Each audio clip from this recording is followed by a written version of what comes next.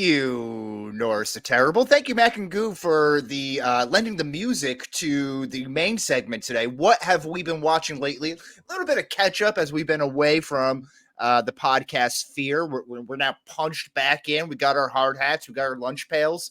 We're already putting some work at the old podcast factory, Nick. So we'll go tit for tat here. We'll go back and forth, run a little two-man game, two-man weave. You go first. You're the newly married man. Okay. Well, I'm gonna start with a little watching lately. Something a little bit lighter here. Obviously we got at least one big show to get to, but I'm gonna start lighter on some of the movies. Obviously, I spent some time in the air quite a bit, caught up on some shows, but also managed to watch a little Atlantis: The Lost Empire. And Wes, I cannot remember if it was just off air that we talked about it, or if we also talked about it on air. But as soon as I arrived in Santorini, I learned that apparently Plato's whole explanation of Atlantis is based off of Santorini, which I believe, and I know I mentioned this earlier, that there's two volcanoes that the island surrounds. There's also a third volcano, an underwater one that's between Santorini and Eos. So kind of cool. Never thought I'd be near a volcano in my life.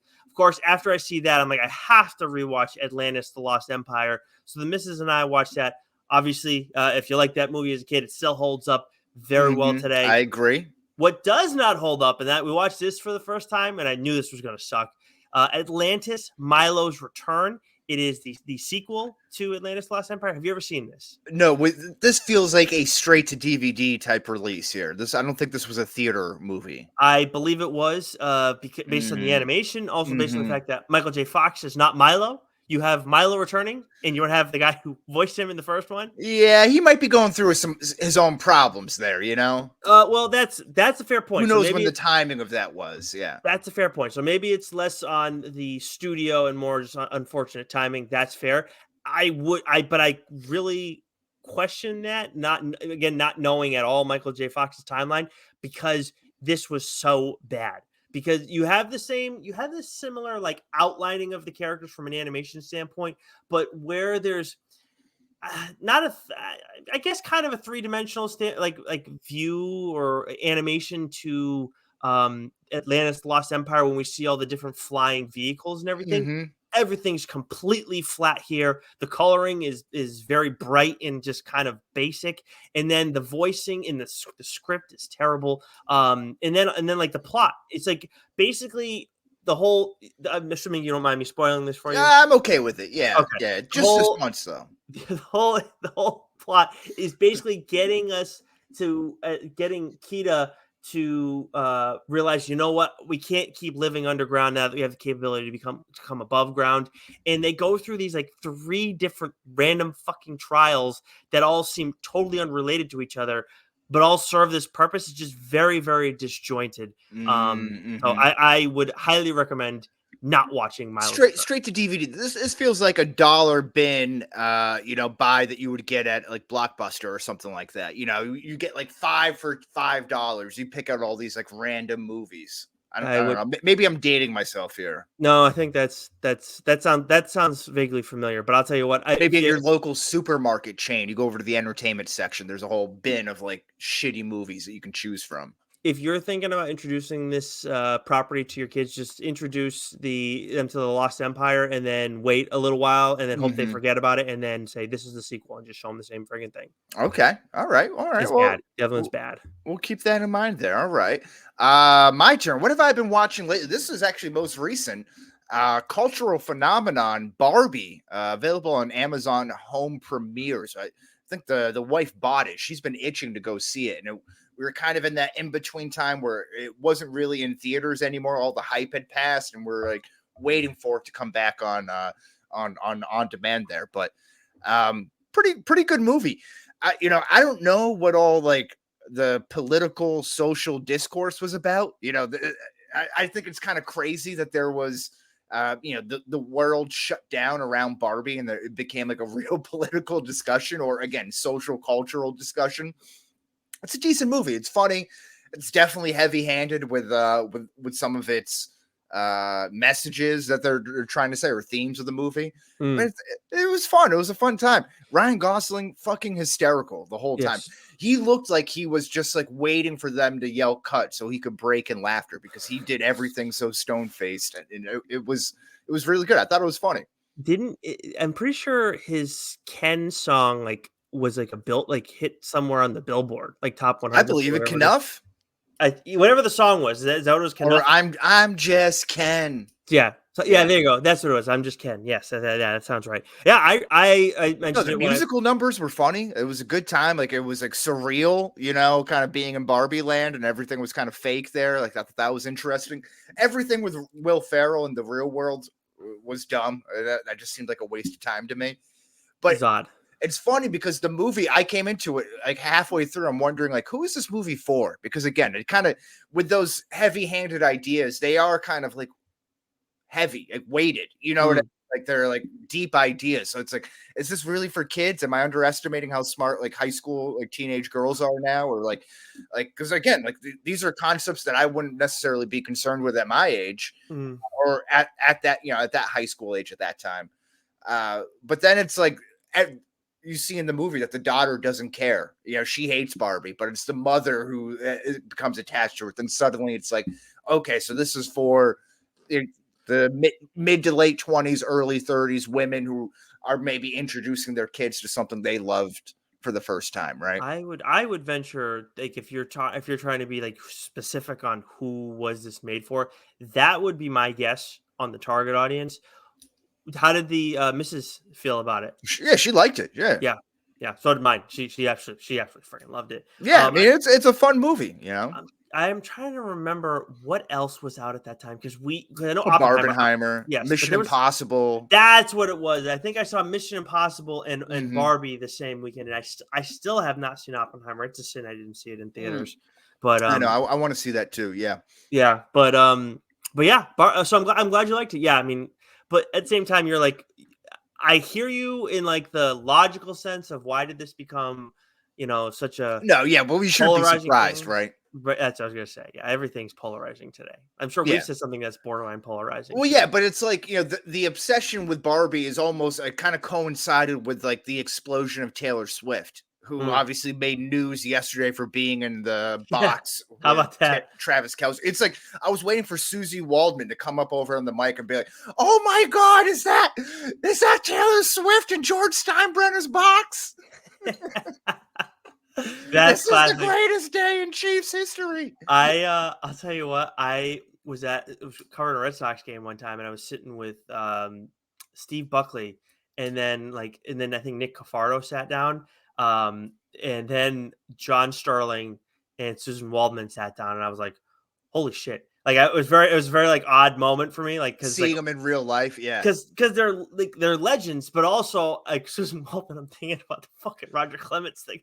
But did you recognize them by face, or did you hear them talk and then like, oh my God, like your like sensors went off? I'd seen them previously, so like Yeah. at games, so like I know, like and I Sterling's voice I knew, and then I just like I put two and two together before I even heard Susan Waldman talk. Like I saw her with him, and it's okay, yeah, that's her. So Because I waited on Chris Collinsworth once in New York he was like with his wife and niece or something like that, or daughter. And I didn't recognize them right away. And I went up and took their order, and like the two ladies order first, and then he's like must have his like menu, or I'm not looking up at it. I don't see him right away. He must have his menu on his face, and then he orders the mint julep. It was right around the time of the Kentucky Derby. I kind of talk him into it, but you hear the voice, and I'm like, oh my God, it's like him sliding into the camera all over again. And then suddenly everything clicked, but the face didn't click for me right away. Chris Collinsworth. Yeah. Oh wow, okay, yeah.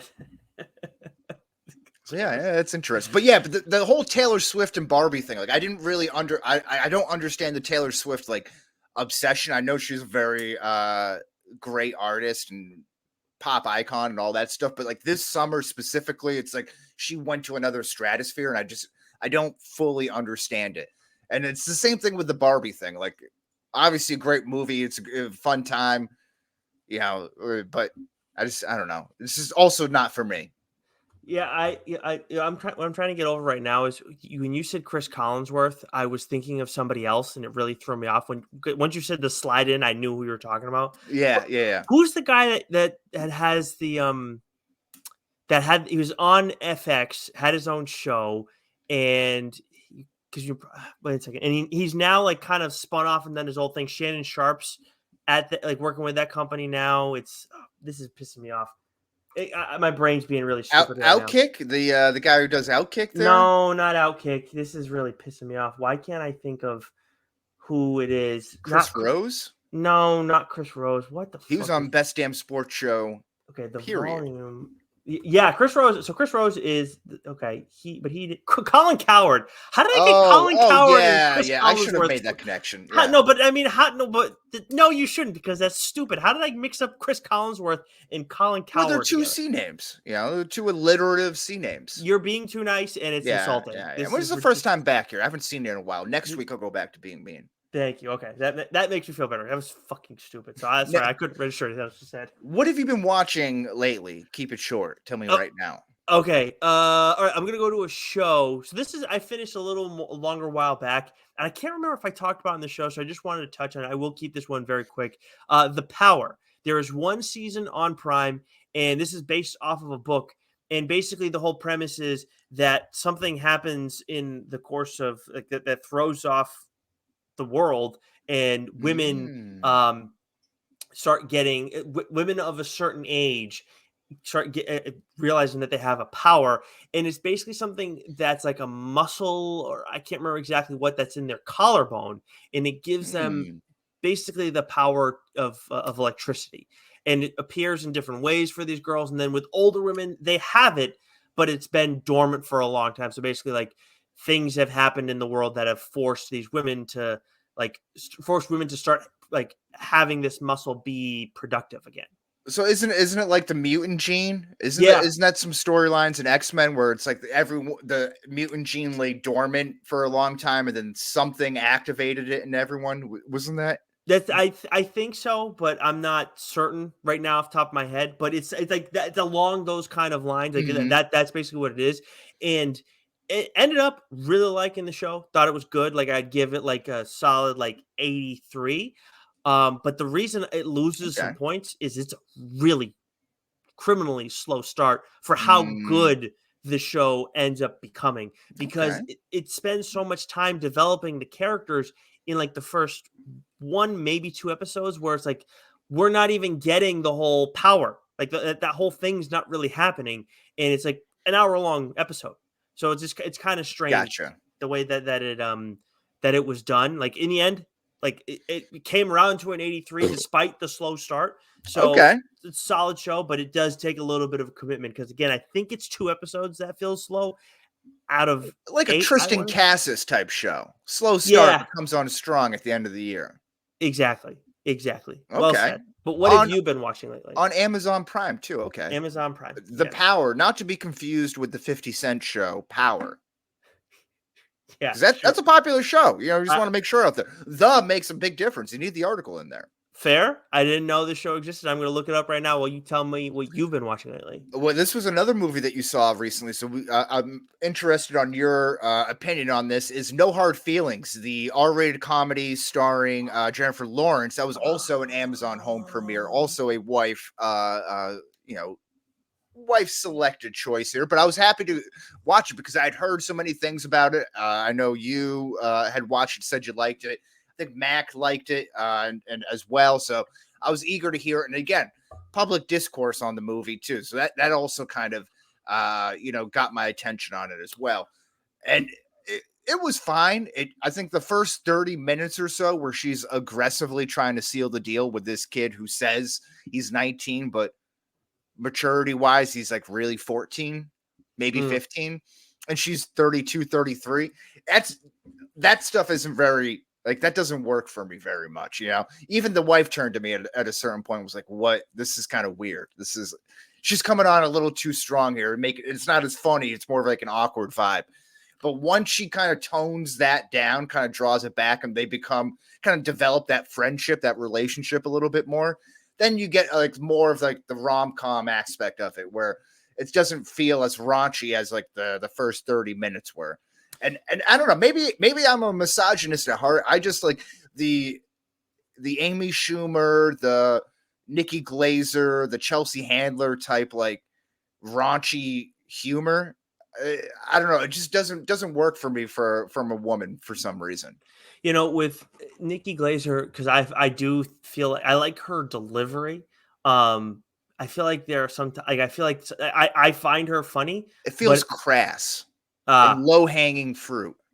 I well I so like there I don't know. There's sometimes I feel like I think she's funny, but I think sometimes that she can do more than what she's doing. Like I feel Yeah. like she's capable of more because her delivery is so good, and because there are other things that she says that aren't just sex jokes. I find her sex jokes funny, but like sometimes like it feels like you're going down the same path.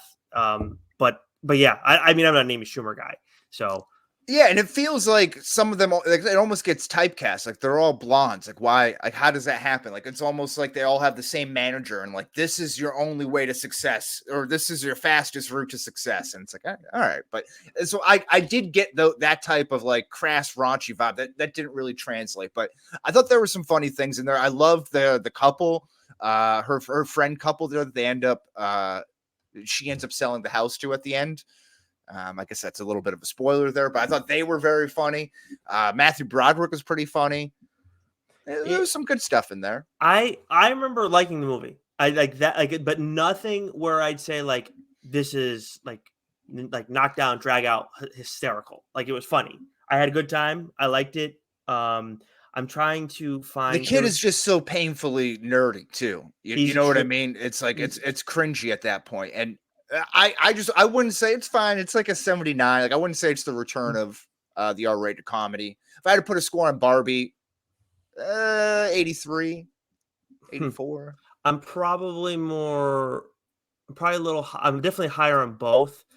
More so on Barbie than on what's his no hard feelings. Mm-hmm. But yeah, but actually, so you brought up like the comedians, and I was trying to remember like there's one comedian who I always forget how to say her name because it's whatever. Eliza Schlesinger. Schlesinger. Yeah. I've seen some of her stuff. She's funny. I fucking love her. I think she's hysterical. And there's Mm-hmm. another girl, Taylor Tomlinson. That's the other one. Oh, Lauren, yeah. She just had a Netflix special up there recently. Yep. Yeah, Lauren and I actually saw her in Boston, and I think Mm. Elisa's coming to Boston or was just recently in Boston. I was gonna try and get her tickets, but everything with the wedding, I Yeah. couldn't do it. But she has a bunch of comedy like Netflix comedy specials. Like she's hysterical. I think she's one of the best in the business, at least from the people that I've watched. I mean, I know the other guy who was funny was from Dave, his manager. He had a Netflix special too. Oh, yeah. He's really fun. Andrew Santino. Yeah, Yeah, there you go. he's a funny guy. Yeah. You know, when I think of my favorite woman stand-up comedian, the special that always comes to mind, she hasn't aged all that well, but is Ellen DeGeneres' Here and Now. I don't know, that always I think I had that on DVD, or my brother had it on DVD. I would like watch it all the time. I thought she was really funny, but she kind of had that like Jerry Seinfeld observational, like very Huh. clean kind of sense of humor, or if there were sex jokes, they were again like presented in a way that's palatable for everybody. Gotcha. You know what I mean? Gotcha. Okay. Yeah. I've never seen her do stand up. I don't think. I remember seeing like reruns as a kid of her old shows because I would just wake up at ridiculous hours of the morning. But that was really it. So Well, but a small what you've been watching lately, since we're talking about stand-up comedy, the Shane Gillis special. He's been my favorite comedian for some time now. He's probably one of the tops in the game as far as popularity goes. But I subscribe to his podcast. Like I'm a huge fan of the co-host. Like I'm one of the dogs. I'm one of the dogs, you would say. But he just had his Netflix special, and that's great. The wife watched that on her own. She thought that was hysterical. I watched it a couple days later, cracking up on the side. So that's very funny. So I would recommend that. so the new so how many does he have on? I've never I feel like I've heard this name, but I don't recognize this guy at all. Does he only have one Netflix special? Like He has one on YouTube. Okay. That was his first one, but this is his first like actual Big one. paid one. He released that one for free. It's I thought what, Special Dogs, Beautiful Dogs, or something like that. you must have talked about him on here before, and that's why that name Yeah, rings a bell. I've definitely mentioned him before, probably on like a Discharge Depot or something like that. Ah, there you go. That would make sense. Okay. Let's see. So what have I been watching lately? Let's see here. Oh, okay. So the only other movie that I wound up watching in my travels was Kingsman: The Golden Yes, Circle, and it's a sin that I have not seen. you It saw took the me. first one though, right? Yes, but I Hmm. hadn't. It took me a long time to see that. I did not see it right away. And these are Mark Millar comics, who's one of the That's best right. They writers in are the business. comics. Yeah. Yes, so outstanding stuff. And the way these are shot, so friggin' good, man. The action, it's like I'm not one of the first people to criticize like Marvel or DC when it comes to CGI stuff, and not saying they don't deserve criticism from time to Hmm. time. Of course they do, but when I see the action in these two, and I have not seen the King's is it the King's Man? Is that the third one? I have not seen that yet, Yeah, yeah, yeah. That's but not as good. I think it's probably goes in order for my ranking, 1, 2, and 3. gotcha. But is it a steeper like? I feel like two and It's a one. further drop off from 2 to 3 than 1 to 2. Yeah. That's what I was figuring, okay, and hoping. But with the action, the way they shoot them in these, Mhm, mhm. it's not unparalleled, but it's man, it's some pretty friggin' impressive. I feel like this is what I haven't seen Wanted, and I do need to watch it because that's also a Mark Millar comic. But Oh, where yeah. they did the spin the bullet thing, Mhm. I feel like they were trying to be like the Kingsman in that, like the way they shot it. I think they're Yeah. trying to do that, and they just could not accomplish that. Now that's good. So the funny things I remember from that movie are, or the things that stand out is Elton John being held hostage, Yes, right? And then he's like the robot dogs won't kill him, or they can't kill him, or they whatever the won't. Yeah. program not to. Yeah. But the other one is the early on when is it Julianne Moore who plays Yes. the villain in that, right? She is trying to like get someone new within the ring, the golden circle, or is trying to get out a rat or something like that. And she feeds him to the dogs or puts him in the meat grinder, Meat grinder. and then they make the other guy eat the cheeseburger of it. Yep. Oh, that stays with me. That's tough. Yep. They did it. That was really there's a lot of twists and turns along the way in that movie. And I don't want to spoil things for people, but if you haven't watched it before, like just fast forward on the episode right now for a couple seconds. What they did with Pedro Pascal, I thought was absolutely brilliant because they Hmm. like totally think he's a double agent, and they didn't reveal it too early where it seemed like no, this isn't what it is, and then in the end, it's like no, it's because he has his own motives. He's like just a rogue agent right now, and I really liked that little surprise at the end because you knew he was coming back. You just didn't know it was going to be for the reasoning.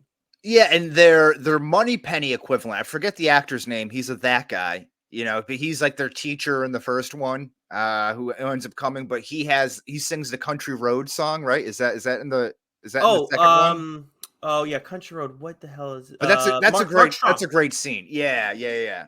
Yeah, Mark Strong. Yeah, I like him. He's the villain in the first Shazam movie, if I'm not That's right. mistaken. Yeah, he's that guy. He's been in a lot of things. Yeah. Can Well, never remember his and name. him and Stanley Tucci are like separated at birth too. Yeah, So yeah, that's a good yeah, point. it's Yeah, so yeah. weird how there's like way too many actors like that who just like because there's like a few for Margot Robbie. Speaking of Barbie, but Oh, yeah, um, yeah, yeah, yeah. Uh, anyways, this was one. Speaking of old movies here, Anchorman 2 on oh Netflix. That's a new recent ad on Netflix there, and I saw it originally. I don't think I saw it when it came out, but maybe when it was first released.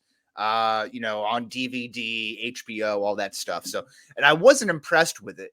But after giving it some time, just because I was like so excited for Anchorman, this movie's actually got a little bit of a bad rap. It's not a bad movie. I think okay, it's funny. It's a little bit long. It's a little bit repetitive, but it's a lot. There's funny stuff in there. okay. Now it's I'm not good. fair. You get. It's probably the better of the two Anchorman fight scenes. Oh, I mean, this okay. one's really expanded. You get Oh, Jim this Carrey in Canadian news. You got Will um, Smith, Will Kanye. Smith. You got Kanye. You got Amy Poehler and Tina Fey, who will come up in a little bit later. Everyone who was oh, what's his name? What's the Civil War veteran's name from the South? Oh yeah, it's John C. Reilly, right? Stonewall Jackson. Yep. Stonewall Jackson. Excuse me. Yes. Yes. Yeah, that's right. I forgot about that one. Yeah, Someone's a werewolf, right? In that?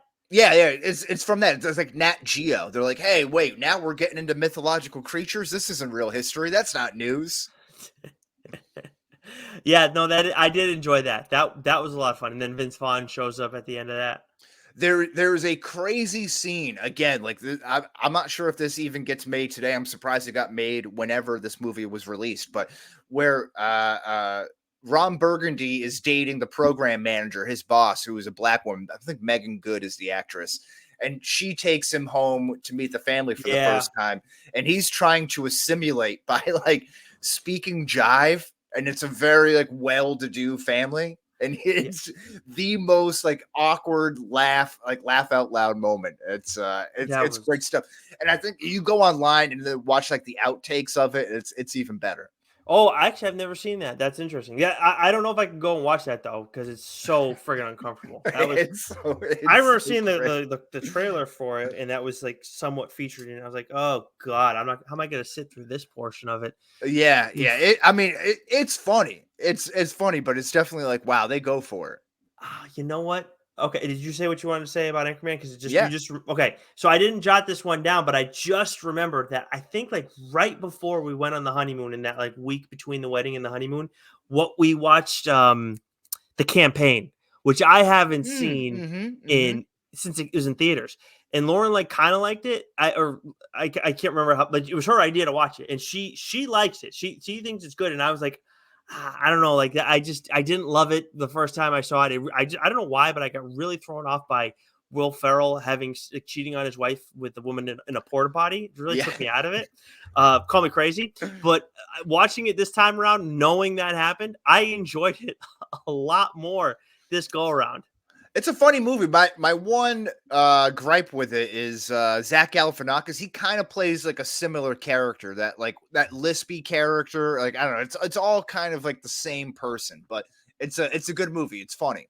Yeah, It's not like A or B list Ferrell by any means. It's no. a C range movie, but it's Yeah. watchable. It's a good plane movie, I think. Yeah, I think now, like at the time, it just came with such hype because anything Will Ferrell did at that time was Yeah. still insane. And then Zach And then Zach, Galifianakis right, was the right, guy. right. Yeah, it's just like when Will Ferrell and Kevin Hart did. Was it Get Hard? I Same like thing. that movie though. I know I you think do. that's funny. I know you do. Maybe, hey, you know what? Maybe I need to rewatch it too because expectations. There's some proof right there. Maybe we should give Sherlock Holmes another chance too.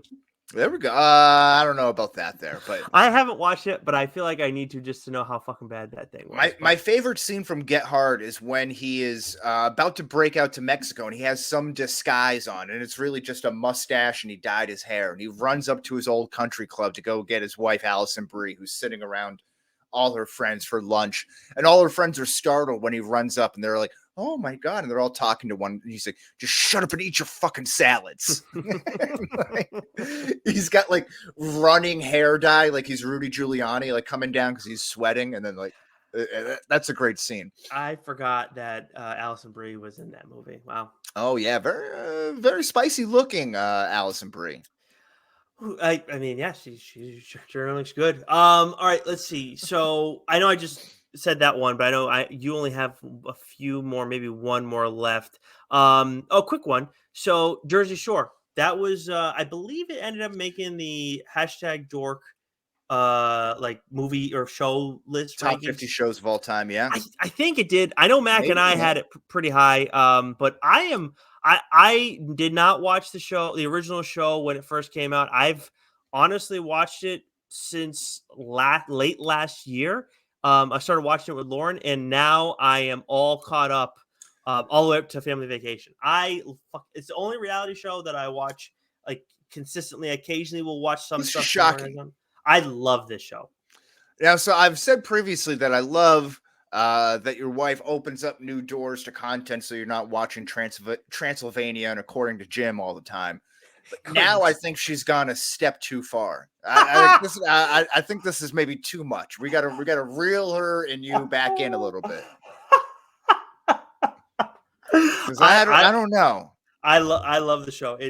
I first watched it because I think I've told, maybe I haven't told you this before. I don't know. But so my sister-in-law is from New Jersey, and she Sure. had her bridal shower in New Jersey, and I went down with Lauren because I was just a long ass drive down to Jersey, and it was just for the day or I can't remember the weekend, but I drove down with her, and on the way back, she had watched Jersey Shore in college, and like this is where her and I are different. She watches it and like laughs at all the people in the show, Hmm. and then she wanted to go and see the Shore House because it was on our way back. So we Sure. did that. We drove by there before. Yeah. Okay, so we did that. It's cheap as hell to go and just do a quick tour, understandably so. It Hmm. costs like $5,000 or something like that to stay a night there. It's insane, That's crazy. Yeah. ridiculous. But anyways, after that, I was like, okay, I got to give the show a look. And she fully expected me to watch the first season and then be like, okay, I'm all set. And I fucking fell in love with it. I don't know what to tell you. I watched it as like this is a moment in time, and I thought it was like I want to experience this and see what all the hype was about. And then I somewhere along the way went from like doing like a historical study to getting all the way fucking in on it. Yeah. I This don't know. is what is it? Stockholm syndrome now? You're like sympathizing with your captures. There you go.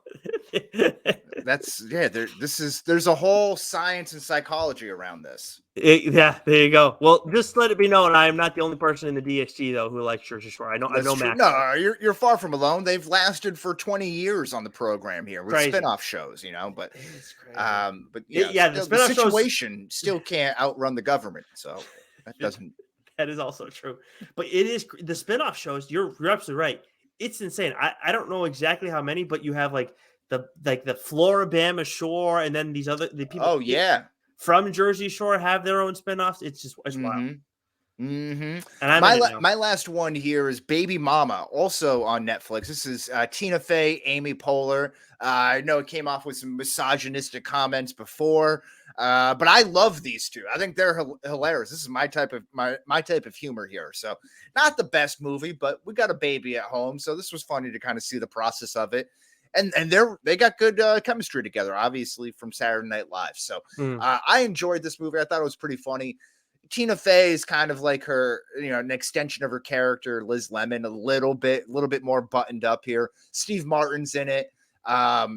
This is good. You got Greg Kinnear. It's good stuff. The one thing that really sticks out in my mind, what I'm going to spoil this movie for everyone, Okay. but she hires Amy Poehler to be her surrogate. So Amy Poehler's married to Dak Shepard. They think that the baby is going to be Tina Fey's. Turns out that surrogacy thing didn't catch. Amy Poehler ends up being really pregnant with Dak Shepard's and her baby, and then Tina Fey gets pregnant on her own. Everyone has a baby. It's a good happy ending. But at one point in the movie, they go out to a nightclub where it's presumed that Amy Poehler is still pregnant with Tina Fey's baby, but she ends up being just pregnant with her own baby, and she's going out slinging drinks in the nightclub. And I'm like, you can't be showing this stuff, talking about like triggering. She's taking shots and getting hammered and all that kind of stuff. And I'm like, you can't do that. I'm very curious how they can't promote that. Yeah. But I think they try to get away with it because you find out almost immediately after that the surrogacy didn't take. So then she's not pregnant. But then like immediately after that, you find out she is pregnant, but it's with her baby. Yeah. So then she was just getting hammered. So like, I don't know. So still not great. So that was my one big plot hole there. But other than that, it's a fun time, fun movie. Don't think about it too much, Wes. What are you doing? Yeah, exactly. Stop using logic. All right. So for me, I do have 3 left. I'll keep 2 of these quick because I am saving the biggest one for last. Yeah. So Titans, I had fallen behind on this. I was rewatching or was watching season 3. Had to rewatch a little bit. This is like the Red Hood season, so I wanted to catch up for that, especially with what I have planned for TLDR a little bit later in this week. So really enjoy I don't remember the actor's name who plays Red Hood, but he does a really good job with the character. Talk about that more on TLDR. Then Frontier. I have not finished this yet, and there is definitely a reason for it. Started just watching it recently. I had a lull for like this my own shows. 3 seasons on Netflix. 3 seasons on Netflix. Did it air somewhere else, or is this a Netflix property? Netflix property, and it was its own thing. Like I remember when it first came out, like it had hype. It was like definitely getting like decent amount of like eyeballs based on like the only metric that we have that's public facing is the like top shows and top movies and like all that kind of shit. Yeah. So this did well, like at least for the first one, if not for the second one. But I'll tell you what, the second one, like things go downhill, and then same for the third. And they basically just Mm, stretch out this one storyline for far too long, and then they like take Jason Momoa's character, who's like kind of wild, and but also like very measured and smart, and then they kind of make him a little bit like he goes through some shit, don't get me wrong, but he just gets he completely like deviates from what he was, and it goes so far where it's like you're not, I'm not invested in you in the same way, and you mm. spend too little time with him where you're telling like all these different stories, and the moving pieces is just like why, like I don't understand, like it doesn't, like how do these add up to the Jason Momoa story, which is like the main thing. So I'm gonna finish it, but I'm not like where I first started watching. I was like, God, I can't believe I put off watching this for so friggin' long. Now it's like, nah, okay, I wasn't. In the end, it's a little frustrating. Yeah, I But don't know what it is. Maybe it's the look of him. I just don't like Jason Momoa. He doesn't do mm, it for me. okay, I'm curious. Did you didn't see that the Fast and Furious with him, right? No, but even in the trailers, like I was like, I hate this guy. Hmm. You how do you feel about his Aquaman? I can't remember. You didn't care for him? He's fine, but it was like cheesy and over the top. Mm, It was yeah, better. He was better in Justice League than the parts that I saw of Aquaman. he's still cheesy in Justice League too. Yeah. Yeah, but no, I don't know. I like him, but anyways, but it was definitely, and I think some of it's the writing, but it might also be his performing too. I'm not gonna go and pretend Jason Momoa is like this, like crazy Yeah, good he's not an actor, Oscar winner. but I do enjoy like the character that he plays, but it's just yeah. So there's a lot of Frontier is definitely a flawed show, but one that has not been to this point. 6 of 8 Mm. episodes so far. The last one to talk about, Wes, is Ahsoka. I am all caught up to. I'm up to speed on this. Have you decided to get in on this show because of all the hype that's surrounding it? No. In fact, great that it's doing well. But everything that I've heard, even through the positive reviews, it's like you need to know so much other stuff about it to really like grasp some of the gravity of some of the moments that happen. That's like, Mm. or to understand what's going on. That it's not worth it. What is it? The Wars? Is that the big one? The animated Clone Rebels. Wars? Rebels. Yeah. Rebels, yeah. I mean, Clone Wars would be good to have watched, but like Ahsoka. Like if you've watched Rebels, you also know Ahsoka from there too. The one thing I will say for you, where I think you could get past some of that stuff and still really like this show, is Ray Stevenson's character. Hmm.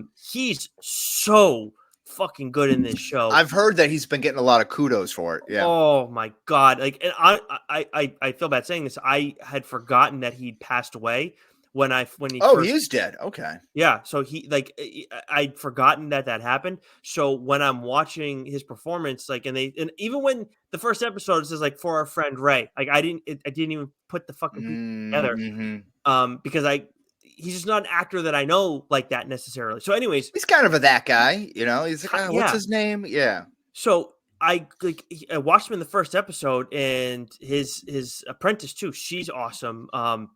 But I'm watching it, and I'm like, and then I'm like, I like his presence. I like the way he goes about himself and everything. He's like, he's you think he's a Sith, but he's not really. It seems like he's a dark Jedi.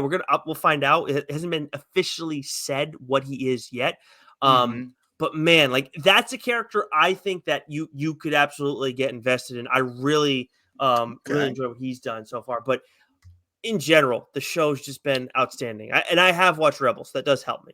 Well, so my question for you, and on maybe not personally, but generally from the Star Wars fandom, do you think that people have been higher on this show because what's preceded this from Star Wars Disney television has been so disappointing? So that they have something that maybe is as good, or something that resembles something good, just gets fans really excited, or is this really good? I think Does I that think make sense? no, it does make sense. And does it make sense that I can say both?